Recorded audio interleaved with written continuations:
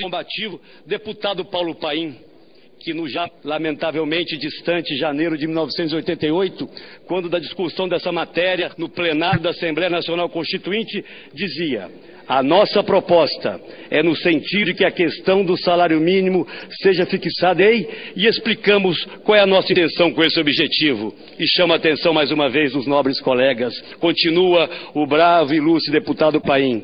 O nosso objetivo é passar a responsabilidade da definição do salário mínimo para o Congresso Nacional e não mais para o Poder Executivo, como tem sido feito hoje, infelizmente por decreto-lei. Portanto, nós queremos que esse texto seja aprovado a partir de agora pelo Congresso Nacional. Portanto, senhoras e senhores senadores, muito mais relevante nesse instante que o valor nominal da majoração do salário mínimo é nós compreendermos de forma clara qual o papel desta casa e por que estamos aqui em nome do povo brasileiro. Se não é suficiente para, de alguma forma, refrescar a memória de alguns dos parlamentares o texto e depoimento de Paulo Paim, recorro ao decano do Supremo Tribunal Federal, ministro Celso de Mello, em julgamento de 7 de fevereiro de 2001, e para ele abro aspas: não cabe ao Poder Executivo, em tema regido pelo postulado da reforma de lei, atuar na anômala e inconstitucional condição de legislador, porém assim agindo, proceder à imposição de seus próprios critérios, afastando desse modo, continua o ministro Celso Mello, os fatores que no âmbito de nosso sistema constitucional só podem ser legitimamente definidos pelo Parlamento. É que se tal fosse possível, o Poder Executivo passaria a desempenhar a atribuição que lhe é institucionalmente estranha, a de legislador, usurpando, no contexto de um sistema de poderes essencialmente limitados, competência que não lhe pertence, com evidente transgressão ao princípio constitucional da separação dos poderes. Essa, portanto, é a grande questão, senhoras e senhores senadores. Estive aqui atento durante toda esta tarde. Ouvi depoimentos de inúmeros senadores a favor e contra esta proposta.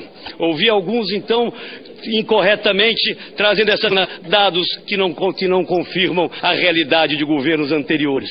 Mas eu quero aqui externar aos colegas algo que vem me incomodando, senador Renan Calheiros, e não diz respeito diretamente a Vossa Excelência, já há algum tempo. Há um certo bloqueio, que não considera o líder Agripino mais uma tática eleitoral e tampouco uma intenção política. É algo que tem um certo viés psicológico. Alguns dos inúmeros senadores da base governista que aqui vieram alardearam as virtudes desse governo, os avanços que tiveram os trabalhadores ao longo do governo do presidente Lula. Mas se um estranho, por algum acaso, viesse de uma nave extraterrestre e pousasse nesse plenário, ia acreditar que o Brasil foi descoberto no ano de 2003. O que impede, nobres líderes do PT, que Vossas Excelências reconheçam a realidade. Não seria possível, por exemplo, termos uma política de reajuste periódico e progressivo do salário mínimo se nós não tivéssemos, no governo do presidente Itamar Franco, debelado a inflação? Se nós não tivéssemos, no governo do presidente Fernando Henrique, modernizado a nossa economia, aprovado a lei de responsabilidade fiscal?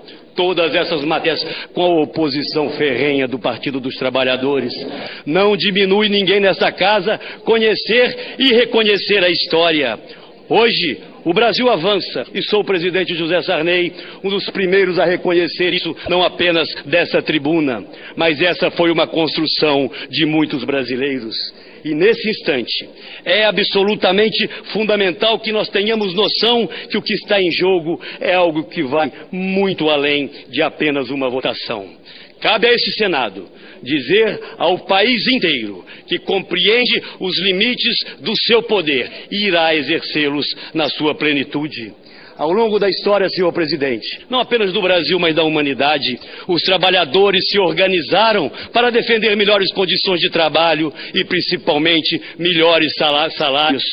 E que ironia da história, no nosso Brasil, é exatamente o governo do Partido dos Trabalhadores que usurpa dos trabalhadores brasileiros, através dos seus representantes eleitos nessa casa, o direito de discutir esta matéria anualmente, como sempre foi feito.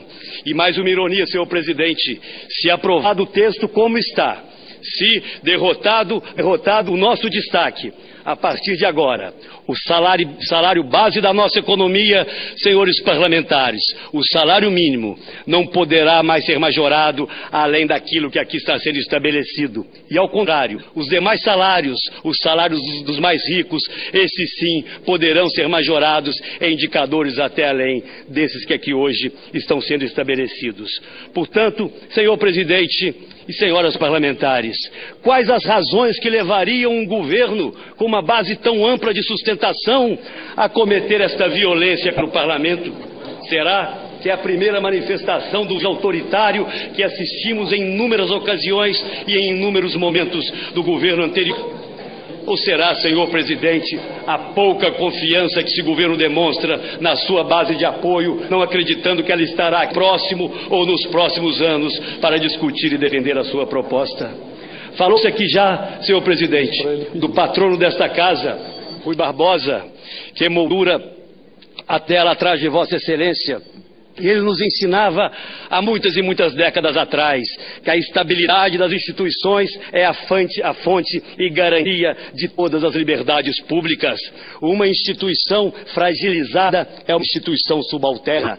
E nós, senhoras e senhores parlamentares, não temos o direito de permitir que o Congresso Nacional se agache perante o Poder Executivo. Termino, senhor presidente, dizendo e apelando principalmente aos parlamentares da base: temos todos nós o dever de respeitar e de defender as nossas prerrogativas, porque elas não nos pertencem, como podem pensar algum. Elas pertencem ao povo, à sociedade brasileira, que nos elegeu e nos colocou aqui para defender os seus direitos e para defender as prerrogativas dessa casa.